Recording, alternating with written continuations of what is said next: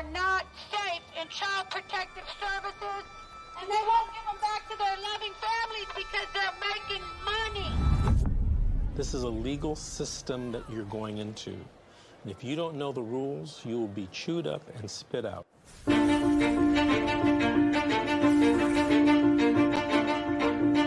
If I could say anything to a mother who just got their children detained, you're in a crisis.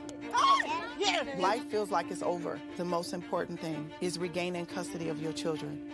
The child welfare system at its core is designed to protect children who need protection, okay? And that's key, is who need protection. So social workers, out of fear, will remove more children rather than only remove those children that truly need to be removed. It's okay. It's okay. This isn't someone stole your car. Someone broke into your house. This is someone took your child, your flesh and blood. It doesn't say on this order that it was not proven. It says untrue. True. I immediately knew that, okay, well, this ain't over.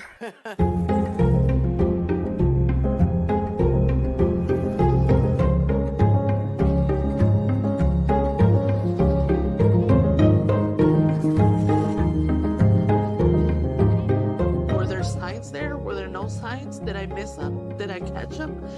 At this point, I honestly don't know. Families only get a finite amount of time to reunify. I came into this field to help families, not destroy them. The difference between the criminal system and the child welfare system is substantial. You have more rights as a criminal than you do as a parent.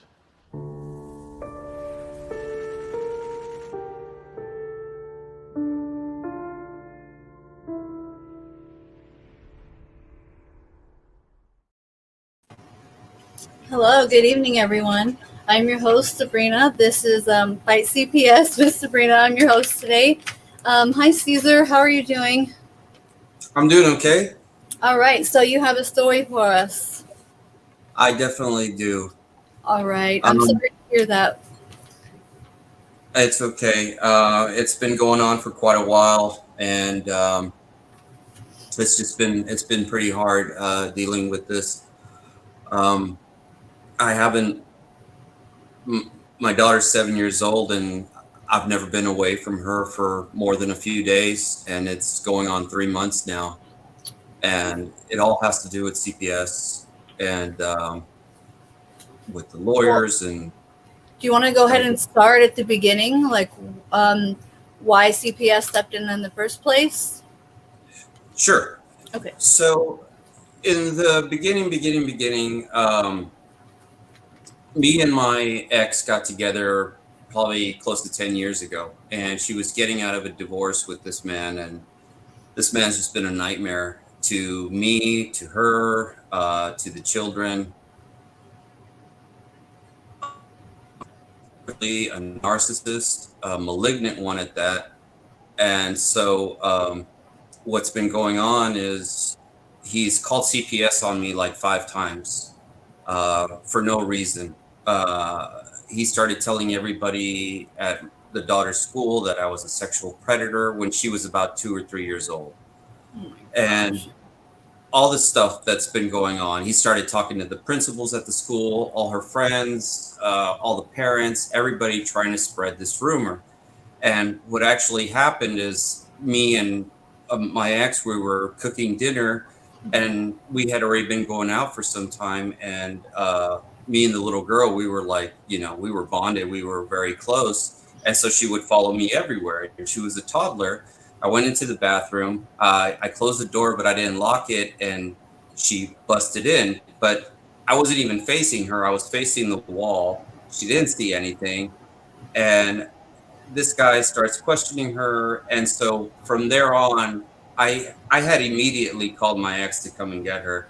From that moment on, it just turned into he's a sexual predator. He's a sexual predator. So I got cleared from CPS 5 times already.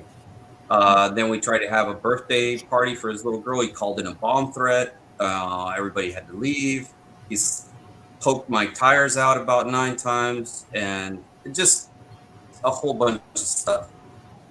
And so, anyways, about 6 months ago, me and my ex, everything was going fine. We were like reconciling, and I thought things were going great. And then from one day to the next, she just, I don't know, started acting cold, and this guy came along, and he's like back in her life, and I'm getting like shoved out of her life, and just all these weird things started happening. And then like 3 months later, I get served with papers for custody court. And so to get down to the CPS, there's a lot of other stuff that happened, but to get down to the CPS issue is my daughter brought home her iPad one day, and she wanted me to make room for a game. There wasn't enough room, so I downloaded it to iTunes, and I'm looking through the files to see what I delete, and I start seeing these naked pictures of their daughter. They have a daughter together, and she's about 11 years old. And I see text messages between him and her, and the text messages saying, "Why are you taking these pictures? This is inappropriate." And he's just laughing it off. And then I start seeing just a whole bunch of texts between her and other guys and all this stuff. And so I start questioning her about it. She gets all mad, and then boom. I try to go pick. She keeps me away from my daughter for like 2 weeks. I don't get to see her. When I finally do pick her up, she is completely emotionally abused. Like, she's afraid of me. She is cussing. A completely different kid. Like, I didn't. I was like, what's going on? What's wrong with you? And so I didn't know what it was at the time until I started doing more research on narcissism and all this. That's what it sounds like. Yep. Yeah. So it was parental alienation, parental gatekeeping. And this had happened to her daughter, her other daughter, for 2 years. And I was forced to get kicked out of the house because she started hating me and her and everything. So to get down to CPS, I called CPS. I called CPS on this guy. And I go to the school one day to pick her up. And she's there, my ex is there, and she's blocking me. She won't let me leave. And HISD police, the Houston Police Department, show up, and they're like, "Okay, well, who dropped off the kid?" And I was like, "I did." "Okay, well, she gets to go home with you." But she kept on blocking. All of a sudden, CPS magically out of nowhere calls the school and says, "No, she has to go with her mom." So I'm like, okay, the police weren't letting me do anything. So I go the next day, I go and I pick her up early, and I'm like, I got to get her to a therapist. I got to see what's going on. So I made the big mistake. My daughter was like, "Can we stop by mom's house to pick up my iPad?" And I shouldn't have gone by, but I went by anyways because I thought maybe I could talk to her. Maybe, I could find out what's going on. So right away she was like, "No, she's staying here. You can't go." And she started blocking me and pushing me out of the way, and I put my kid in the car. And while this is all going on, we've got a struggle going on. She takes my car keys, she takes my apartment keys, everything. And then magically CPS shows up, and she doesn't show me a badge, she doesn't show me ID. She gets out of her car, which is, I'm not trying to say anything bad about CPS, but she was driving like a $60,000, brand new Ford Explorer with fully loaded. And I was just like, okay, that doesn't sound right. So she gets out of the car. And again, maybe she has another job on the side or whatever, but she gets out of the car and she goes inside and talks to my ex. She comes back outside and talks to me for 15 minutes. That's it. And the whole time she's telling me, "I got to hurry up with you because I got to get to another family." And I'm like, "Well, you're dealing with my family now. Like, yeah, I'm trying to tell you what's going on." So I started telling her about this guy and naked pictures. And I told her also when I found those pictures and text messages, I had told my daughter, I said, "Hey, what's going on?" She said that the guy has FaceTimed with the daughter naked. She said that he grabs her and picks up my daughter and won't let go and tells him to stop, and he won't stop. That he gets really close to her face, her face. And I'm just thinking, okay, that's it. So I've told my ex millions of times about this. So I'm telling the CPS worker all this stuff, and she's hurrying me up. And she goes, okay, I'm going to go talk to her. So she goes inside. Mind you, my ex still has my keys. I can't leave. She still has my apartment keys, everything. So I'm there and they're inside and they're talking for over an hour. And I'm like, I thought you had to leave in 15 minutes. So I'm knocking on the door. I'm banging on the door. I'm ringing the doorbell and I'm asking for my keys because I want to leave. Well, about 30, 45 minutes later, the police show up and they start saying that I'm harassing her. And so they handcuff me and they put me in the back of the cop car. And when the CPS lady comes out, oh, and then her ex-husband shows up. And he's smiling and making faces. We had gone to court against him 10 years ago when she was breaking up with him. And they found him guilty and they found that he brought everything maliciously and they put a huge judgment on him. And he hasn't paid child support in over 10 years. So anyways, she comes out and I'm handcuffed in the back of the cop car and she says, oh, you need to go get a mental health evaluation or you're going to go to jail. You need to sign these papers. And I'm like, I'm not signing that. I'm not, what are you talking about, a mental health? Why do I need a mental health evaluation? So finally, the police let me go. They didn't have enough to hold me. And I start calling her. And I had to leave. My daughter stayed there. I start calling the CPS worker every day for the next 3 weeks. She won't return my calls. She doesn't, nothing, no communication whatsoever. And finally, she tells me, oh, you need to go here. She calls me after 3 weeks. She goes, you need to go here and get your mental health evaluation. And I said, no. I said, if I have to go somewhere, I said, I'm a veteran. I'm going to go to the VA. I'm not going to go where you tell me to go. Very smart. Yeah. I'm like, she goes, no, it's not going to be valid. You have to go here. So me and her got in a huge argument. And I called back and I said, hey, you know what? I said, you never showed me your badge. You never showed me ID. Like, all this sounds very fishy. So I said, where are your offices? So she tells me where her office is. And I said, I'm going down there. And she goes, no, you can't come down here. You can't come down here. And she goes, I could put my supervisor on the phone. I said, no, I'll see you both when I get there. Mm-hmm. So I get there. They can't find her anywhere. And about 20 minutes, 30 minutes pass by. I'm waiting. They're trying to find, nobody knows where these offices are. It's supposedly on the 3rd floor. She comes in through the front door. And I'm like, why didn't she come down the elevator? Why is she coming through the front door? So she comes through the front door and she takes me to a little office on the bottom floor. Won't go take me to the CPS office. And she says, I'm here to address your concerns. I'm here to take your statement. And I'm like, but you already took my statement. I said, what was those 15 minutes for? I said, you haven't done nothing on this guy? She goes, you need to go get a mental health evaluation. That's what you need to do first. I said, I'm not going to do that. And I said, for any little reason, you're going to tell me, oh, he's distraught or he's upset or he's too emotional or something and keep her away from me. And they keep pushing me to go get this mental health evaluation at this one location. It's got to be there. And it's a private, firm or clinic. And from what I hear, it's expensive. I'm like, that's pretty odd. Like, CPS doesn't do that. And the whole time I'm asking her, I said, can you show me your ID, your badge? No, I'm not going to do that. I'm not going to do that. And I'm like, why not? I said, you're supposed to. Yeah. Said, no, I don't have to. And I said, yes, you do. And so she won't show me the badge. I try to keep talking to her about this guy. And then she just starts getting irate and says, you know what? We're done here. And she tells me to leave. I don't hear from her for another 3 weeks. I'm calling and I'm talking to her and nothing.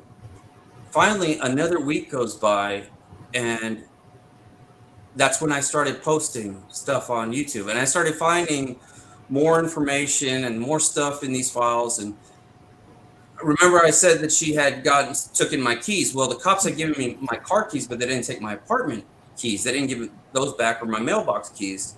So I came home and I had all these files on my laptop, and I'm trying to get into my laptop and I can't, and something's wrong with it. So I flip it over, the hard drive's gone. Somebody had broken into my apartment, took out the hard drive. And then when I started looking at the files, they're all corrupted, they're all encrypted, and they got different file extensions. And so I had found out that one of these guys that was associated with the father is a computer hacker, like a super hacker. He boasts about his ninja computer skills. And I saw that number on my daughter's iPad and I questioned her about it. And she said, I don't know who you're talking about. I don't know what's going on. And then so I did a background search on the guy online, and he had all these different addresses he lived at, and they sounded so familiar. So I found out that found out that these addresses were actually on my GPS car, and I had taken a screenshot, and I was like, why is she lying to me about this guy? So anyways, like I said, it's been over a month and a half, going on 2 months.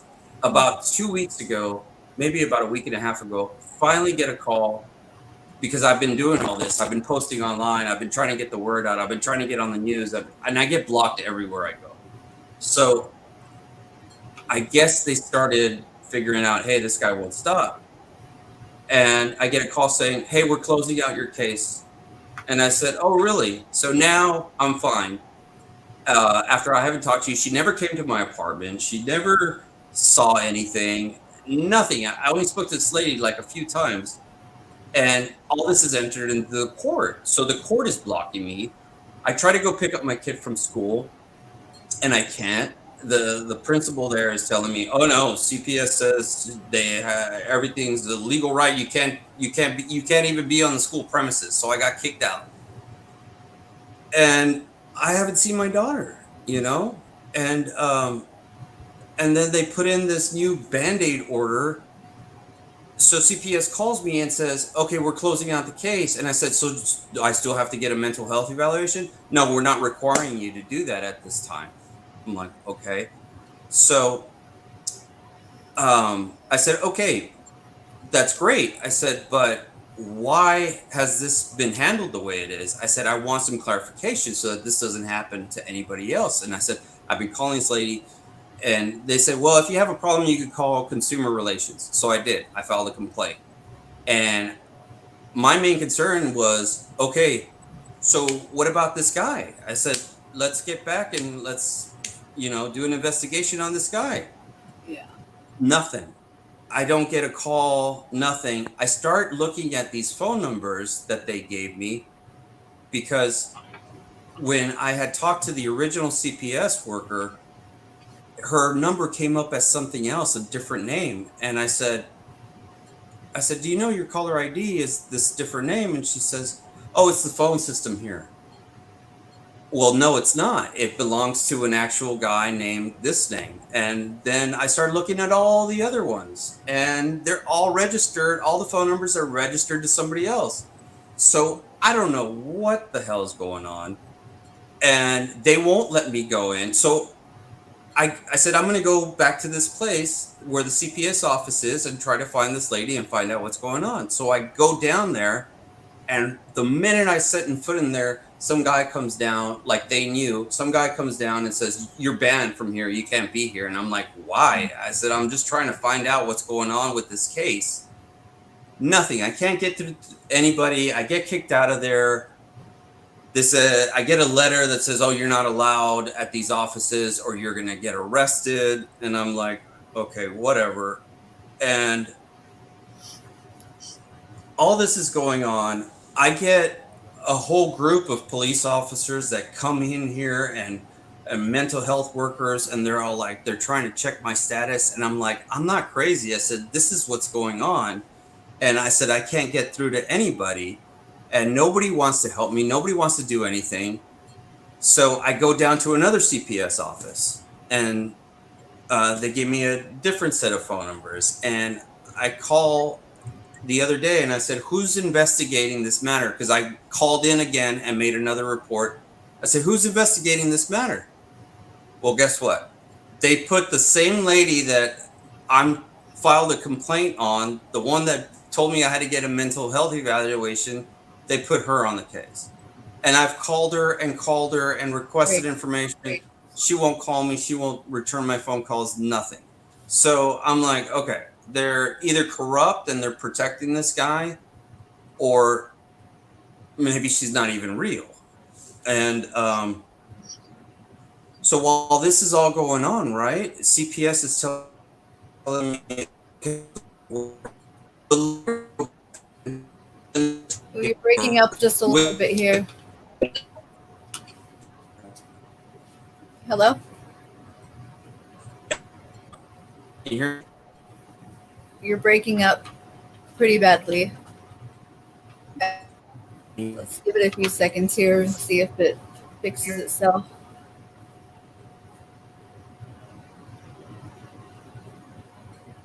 It kind of paused on me. Let's see. Ragdoll is saying my worker gave my ex-husband his cell phone number and excluded me. I couldn't reach him for the life of me. Oh, there you go. You're back. I was just reading what Ragdoll was saying, which I'll get back to. Go ahead with what you were saying. So right before I had gotten cleared and everything, there was a new motion filed in court, a Band-Aid order. And I had already been communicating with, or trying to communicate with the judge of the case through Facebook Messenger, because that was the only thing I could do.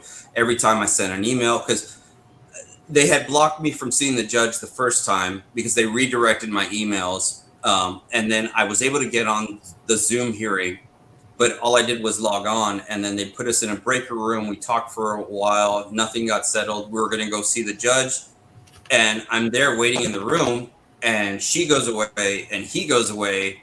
And I'm like, where did they go? And I'm like, they're trying to go talk to the judge without me. And I'm trying to find the room. I'm calling and texting them, and they won't answer. They won't, tell me where it is. 45 minutes passed. The hearing's over. They had blocked me, and they went to go talk to the judge themselves. And that's when I got another order. So I haven't seen the judge at all. Not one time. There's already been 3 hearings. And every time that there's a hearing or something, I get blocked, or my emails get redirected, or I don't know what's going on. And so this Band-Aid order, right, is now saying what they did was, instead of going with that judge, they went with the presiding judge, the associate judge, that didn't know anything about the case, didn't know what was going on. So they presented this stuff and said all this stuff and made the sob story. And so they reinstituted that I need to get a mental health evaluation. And now that I need to get a drug test and a hair follicle test, which is not a problem. I don't do any drugs, but the mental health evaluation, they're pushing me to get it at this same place. Of course. Like, it has to be at this place. And I'm like, no, like, why can't I do it somewhere else? And I'm posting online that they're just making, these lawyers watch too much of that TV show Bull, and they think they can just play all these little tricks and do all this little stuff and just get away with whatever. But what concerns me the most is that there was an actual CPS agent that went there to the court for the Band-Aid order. And I want to know who it is. I thought I was already cleared. So why would there be somebody else going there and talking to this judge that doesn't know anything about the case? So they're just trying to trick their way in. And for what reason? I don't know. What I've gathered from the messages that I was able to download is that they were getting back together, or they were going to get remarried or something. Because when I went on the district clerk's website, this guy hadn't paid the child support in over 10 years. All of a sudden, they had gone back to court like 3 other times. And there was all these new things that happened. And I asked her about it, and she goes, oh, don't worry about that. Don't worry about it. And so I'm like, okay. So I started finding little stuff and piecing stuff together. And I think the main reason that they're trying to keep me away from my kid is because they don't want me to talk to my kid and find out what's going on. Because if I start asking my kid, hey, what's going on? Who's been at the house? What are these cars doing there? What's going on?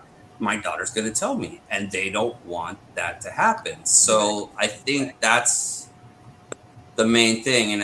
And I'm pretty sure what they're planning on doing is selling their house, moving away, and they're trying to take my kid away from me, is what it seems like, is what I'm getting, gut feeling about. And I've seen texts that kind of lead to that. Yeah. So that's what I'm in now. And still to this day, CPS hasn't called me back. There hasn't been any investigation on this guy.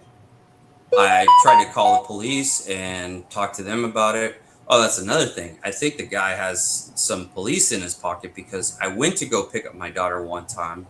Supposedly he was babysitting. I called the police to come in and get my child out of his house. They go and they look around. They said, nobody's here.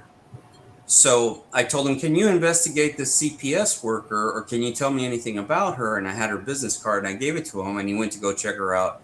He says, look, best thing you can do is get yourself a lawyer and go talk to the judge and find out. So I was like, all right. So I drive off. Not even 3 minutes later, I drive back, because I had left them with the business card that looks fake. It looks completely fake. It looks like it was printed from a cheap printer. And I go back, and he's there talking to the guy.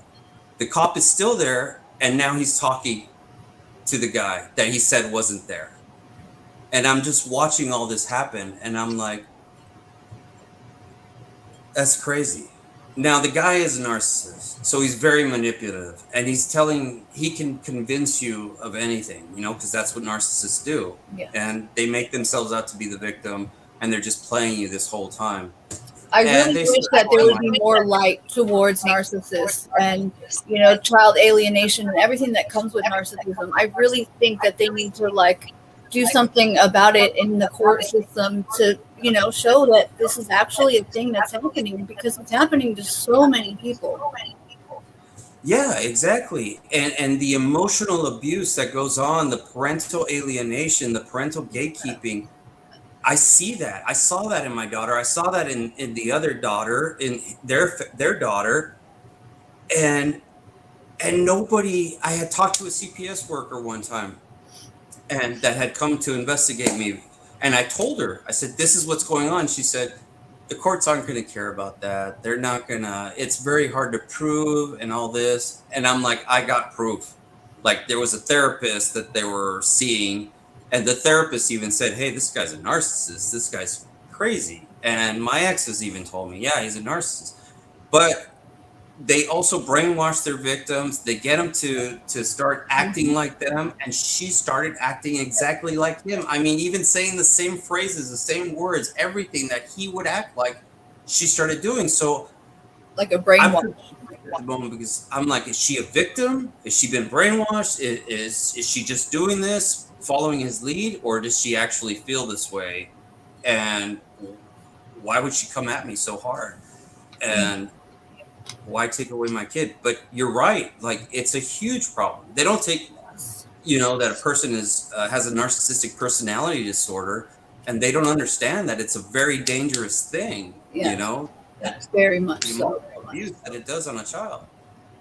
And I told the CPS worker, I said, all of a sudden I'm cleared. I said, do you know how much harm you've done to my daughter? Yeah. I said, you just ripped me out of her life when I've been there every day. I said, what do you think is going on in her mind, in her self-esteem? Right. Where's my dad? He just left me. He abandoned me. Right. I can't talk to her. I can't do anything. And because of that, before this, I couldn't even see her at all. Now they put in a Band-Aid order and said, okay, you could talk to her for 30 minutes on Zoom once a Saturday. Yeah, because you're still dad, and you still have rights if they haven't taken them away from you, I mean, what's crazy to me about this whole thing is I cannot believe that they're not looking into this, all these emails and all this stuff going on with the other girl. And like, that's Right. really alarming. And they don't care about that. They're still just focused on you. And that's crazy. I don't know what the deal is. And I've sent all this stuff. I've posted it online so I could try to get the word out there to investigate this guy, and nothing's being done. Nothing has been done. I don't get any calls back. They have hacked my phone. I've had to get 4 different phones in the past 2 months. I've changed out the SIM card 5 times. I've posted where it says my phone's been hacked. T-Mobile has told me, hey, we've never seen this before. Your phone's been hacked like almost every day. And even today, I got hacked. And I post it every time. It says that my phone that I got 3 different phones, that my phone's been cloned. The first time it was at his house. I was able to see on Find My Device, it was at his house.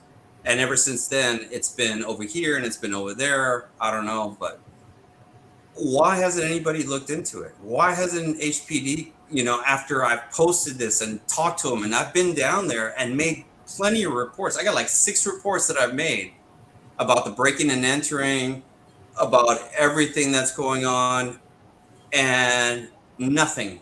No response from HPD. No response from anybody. Nobody's investigated. Nobody's done anything. And I don't know. I mean, I don't know what this guy did to get it, people in his pocket, or what he's holding against them, or what, but something's very fishy is going on. I mean, that's enough for anybody to be like, okay, something's not right. Let's investigate the matter. Right. But nobody has, and I got court coming up on the 17th, and I don't know what's going to happen. Yeah. I totally feel you too with this whole thing, because my mom was completely against me, took my child, the whole works, right? And total narcissist, every step of the way, made it like completely worse. I've got stacks and stacks of paperwork showing all the abuse that she did to me as a kid, and how I was a ward of the state at one point, and none of that mattered. They did not care, and I could not to this day wrap my head around what is she saying to them to get this all to happen and go her way. Like, I don't understand these people. And like exactly what you just said, like what the heck is going on here? How are they getting away with this crap? I've been doing a lot of research on narcissists, and they will turn your family against you. Yep. They will say all this stuff, and they won't let up. Like, I mean, if you do something wrong to them, or for you standing up to them, or even try to out them or find out about them, forget it. It's like they go on a complete war, and they're just, the whole thing is to put you down, and for them to not lose control and be like, oh no, I control you now, and I'm gonna do this. And the way they manipulate people amazes me, because right, I've had my family members, I have had some of my family members that I haven't talked to in a year or two call me and say, hey, are you okay? Like, you don't sound right. Like, you need to go get that evaluation. I'm like, how do you even know about that? Like, I haven't even talked to you in about a year. And I'm just like, what are you talking about? And, she started calling all my family members, all my friends, everybody that she could talk to, and start telling them that I'm on drugs and sounds just like my mom. Yep. And all this stuff, and everybody starts believing everybody, and I get calls and texts saying, hey, are you okay, or what's going on, or do you need help? And I'm like, no. And I try to tell them what's going on, and they're like, yeah, you sound like you need some help. And I'm like, okay, she just brainwashed them, Yeah. It's the craziest part of it for me was that, like, my whole life, my mom would tell me that my dad's a narcissist and how their therapist told her this. And she tried to tell me my daughter's a narcissist. And I honestly did not realize what a narcissist was until she retook my daughter again. And I came across this video of a psychologist who had been studying narcissism for like his entire career. And I was so terrified because every single thing that he said was absolutely 100% what I was dealing with. And at the end of his little video, he said that it is so difficult to win when you are dealing with a narcissist. And even if you're 1,000% right, the chances are you're not going to win up against a narcissist. And that is so terrifying. And every day I keep hearing more and more of these stories where we're dealing with narcissists. And it's something that definitely needs to be brought to attention. Oh, yeah, it does. You should see the first time I saw, there's a very good expert on all this, and she posted a lot of videos. The first time I saw that video, I was just like, yeah, she's done that. Yeah. I mean, everything she said, it was like to a T. Yep. And I was just blown away. So I started doing more and more research, and I'm like, yeah, she's done that. Yes, she does that. Yes, she did, and I'm like, now I'm thinking, has she been a narcissist this whole time? She got together with this guy because they were both narcissists. And so now that I found out about her and that I'm outing her and everything, she's like on the attack and trying to, make sure that nobody knows what's going on, that nobody knows, because she definitely plays the innocent, the victim. She's more of a covert narcissist, and plays the victim and tells everybody, oh, he's doing this, he's doing this. And when I was going over the text messages, I saw a lot of that. He did this and he did this, but she never said what she did, never said why. Like, all of a sudden I just act crazy, or we get in an argument because I just wanted to get in an argument one day. No, it's because you said this, or because you did this, or, and I'm not trying to blame everything on her. I mean, I've had my own faults. I mean, in any relationship, but for the most part, I'm thinking, okay, why doesn't she tell her family about what she did? Why doesn't she tell anybody or her friends? And that's how they get everybody against you, because they start telling them everything that you did, but they won't tell them what they did.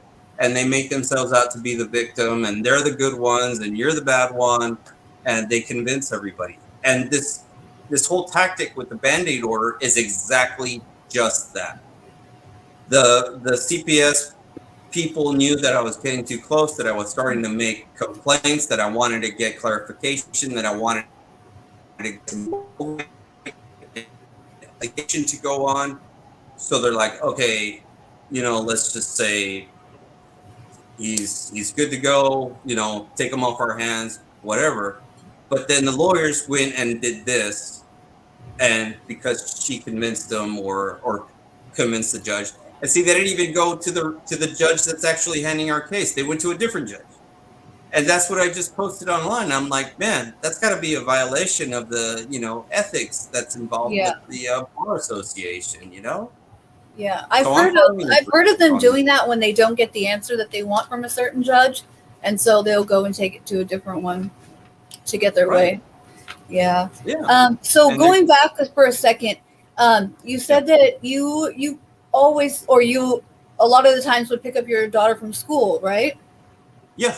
So when they came back at you and said that CPS told you couldn't even pick your daughter up from school anymore, like, where the heck are they getting off saying that? Is it because CPS told you that you couldn't see her anymore at that point?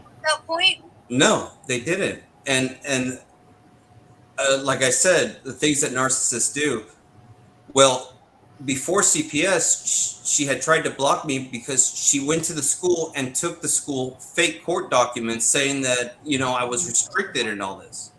They weren't even signed by the judge. So I couldn't go pick her up that day. And then I went to the courthouse and said, hey, there's nothing stopping me from seeing the judge or whatever. But when they dialed out, I don't know. I have reason to believe that they manipulated the principal and got him involved in it, because they do that. They'll manipulate whoever. And he's, at first, when I went over there and talked to him, he was very helpful and everything. But then little by little, he was more like, I don't have time for you, and I'm like, wait a minute, like, we're supposed to be here, like, trying to take care of my daughter. Oh no, sir, you need to take that up with the court, and you need to do this. And I'm like, okay, he is acting different now. Somebody's come in and gotten to him and manipulated him or something. Yeah. And I have a lot of information that's, led to that's what's been going on. Because the last time I went, it takes me like 15 minutes before I could get a CPS agent, an actual CPS live worker on the phone. When I went to go pick up my daughter, the guy said, hold on, let me go call CPS and find out if it's okay. He comes back in like 5 minutes and says, no, they said you can't. And I'm like, that was quick. Yeah. I've never known, because you got to go through the prompts and everything when you call CPS. It's not like they just pick up an answer and say, hi, this is CPS. Yeah. So right away when that happened, and he was very, standoffish, and he hadn't acted that way with me before. And I noticed that that's the way that a lot of people that are affected by a narcissist act. Like they kind of take on that same personality. So, yeah. So that's what's been going on. And I just found out, like, I've always been pretty suspicious about the schools and their affiliation with CPS. But I have a friend who is head of the Department of Special Education at a high school, and 100% sure now I know that CPS is for sure giving the schools all kinds of incentives for calling, for making reports. They're even giving teachers meetings about like what to look for and like how to do it right or correctly, and to make sure that they get their bonus from it. Like, it's just sickening, really. It is. And not too long ago, a few months before all this happened, they found 4 CPS workers here that were doing stuff they weren't doing stuff exactly like that, being corrupt, and they sentenced them to jail and stuff. I mean, so they all stick to each other. So if they are real and this is what's going on, they're really sticking to each other, because none of them ever returned my call. And I've called the regional supervisor, I've called the program director, I've called the supervisor to the supervisor to the supervisor. Nobody can't reach anyone, right? I went through the same thing. I showed up at CPS several times. Could never ever talk to the investigative worker after we left the courthouse that day. They never told me that I couldn't come back, though. That's really messed up. I just could never get through to her again. And the latest social worker that I had to deal with, similar to what you were saying, like, she did not have any time at all. She kept looking at her watch while I'm telling her a serious like neglect and abuse that's going on, and she's looking at her watch telling me she has to go. She only been there for like 10-15 minutes, like, it's just so mind-blowing to me, like how many of the same things I keep hearing and going through myself, and like, when is it gonna stop? Like, like you said, like, they need to be getting arrested and like being accountable for their bullshit, because these kids are suffering because of it. Exactly. And what I don't understand is why the state gives them so much power. I mean, they have the power to completely rip your kid out of your life without even doing a thorough investigation. After 15 minutes, I get my kid ripped out of my life. I haven't seen her in 3 months. I haven't hugged her. I haven't kissed her. I haven't held her hand.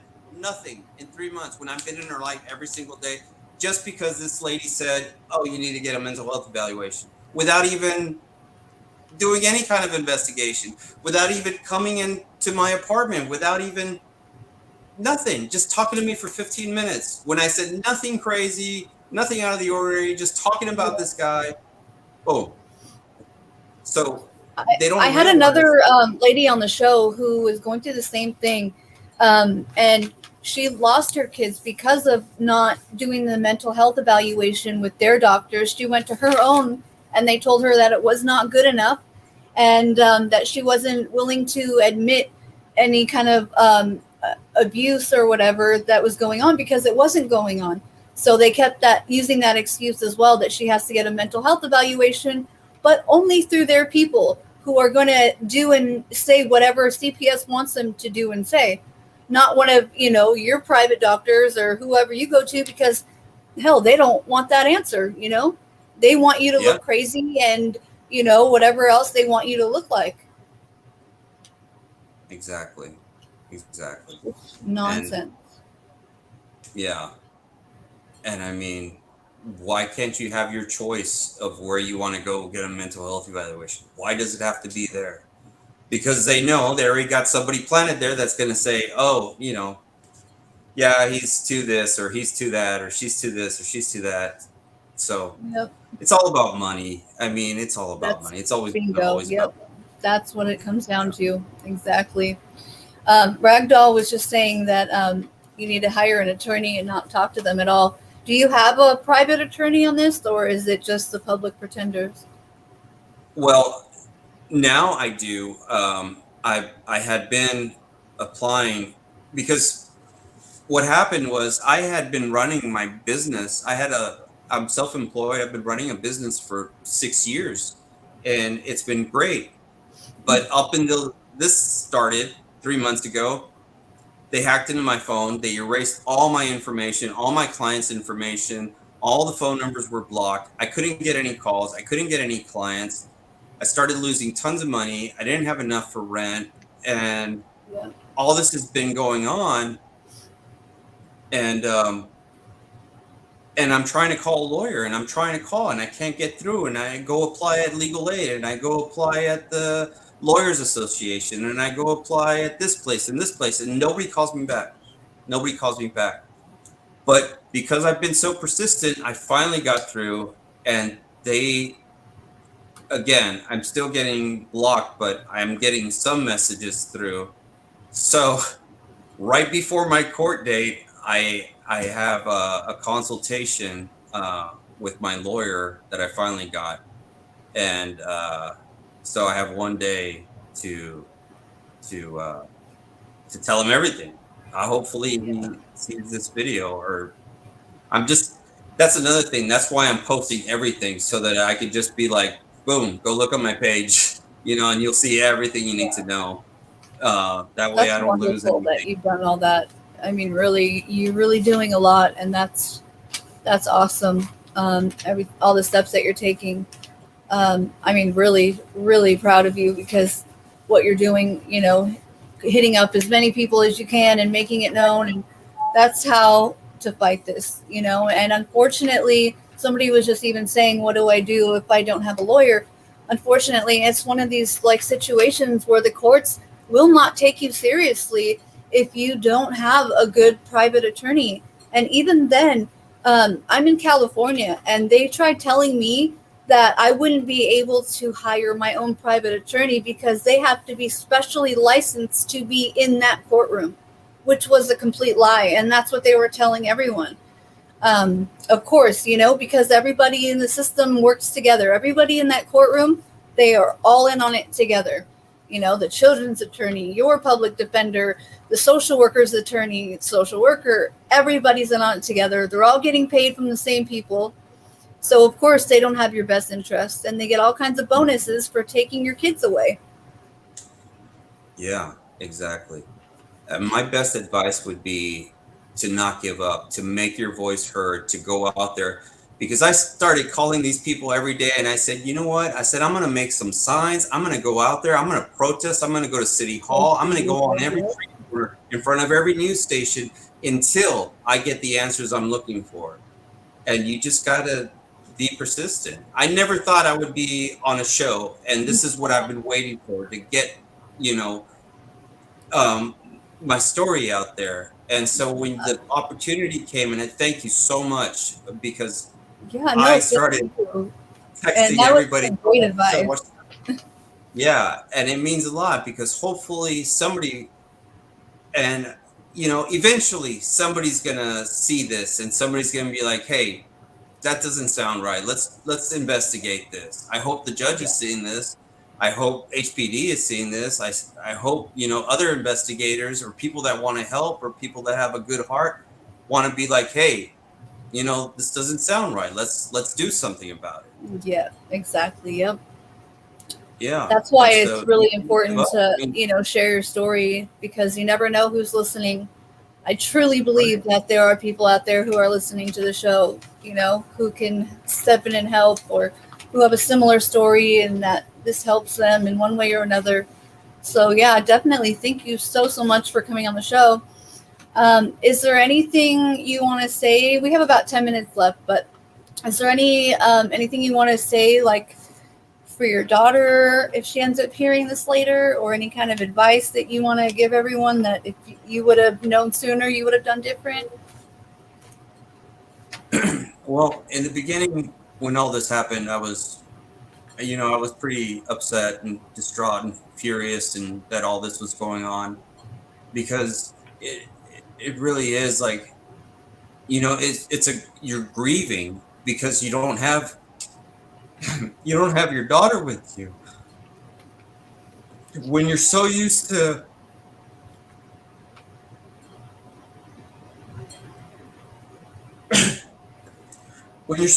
being with her every day and playing with her and making crafts, and then she's gone, and you come home and you don't hear her, you don't see her.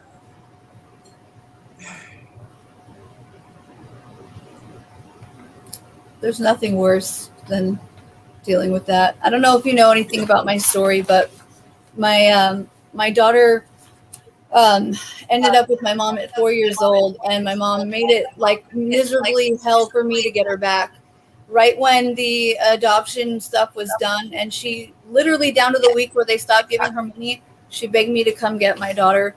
I had her here with me for over 2 years every day, and my daughter was so messed up because of having to deal with the abuse from my mom and everything.